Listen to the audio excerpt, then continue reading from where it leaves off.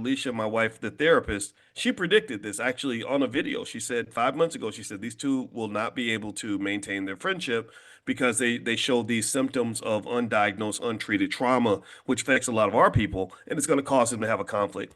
And so now they're fighting out in the street. A lot of wealth is being lost, That's a right. lot of potential that they could have had together, whether you're Democrat or Republican. We you can agree that they were stronger together than they are apart, right? That's right. And it made me think about the black family and how many of us, when we're not able to resolve conflicts and value relationships and protect relationships, wealth gets lost. That's I figured you were the perfect person to talk about that because I've seen you manage even very difficult relationships right. because you're the best networker on the planet. So can you speak to just any of those things? Um, One of the reasons our marriages aren't working at 23%. It's gone from 80% to 23%. And people ask me, why is that number frighteningly large? I say, well, it's two basic things. We have not developed and you said it a different way, the emotional intelligence necessary Hmm. to conduct a powerful relationship, the power of the woman, the power of the man. That takes a very high emotional intelligence. And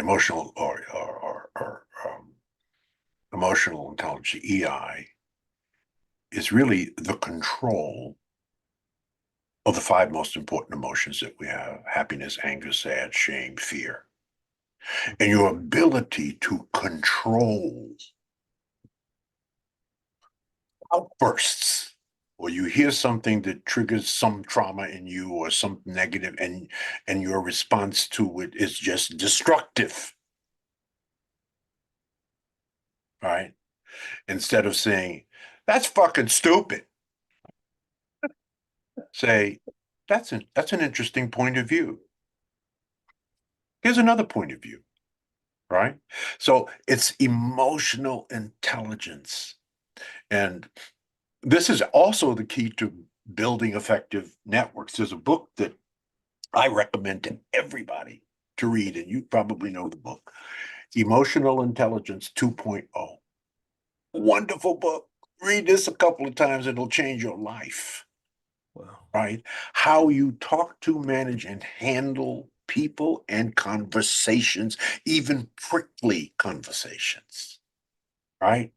So EQ is critical. And in fact, I say oftentimes, as you grow older and wiser, and I don't care if you're Mensa, if you have a 180 IQ, what you're going to find out over time is that your EQ will be far more powerful than your IQ. Why? Right? If you're Mensa, if you're 180 IQ, but you have the personality and the conversation of a box of rocks, you ain't going nowhere because you Mm, can't get along and work with and through other people. And there is mm. no success that you can attain, sustain, or maintain on your own by yourself in a vacuum. You can't do it by yourself. We're not designed that way. And there's a reason God designed us the way that we need each other. And where one plus one doesn't make two, that's not what we're talking about. One plus one makes 11. That's what we're looking for. That is driven by how you talk to people, how you handle people, how you control these emotions.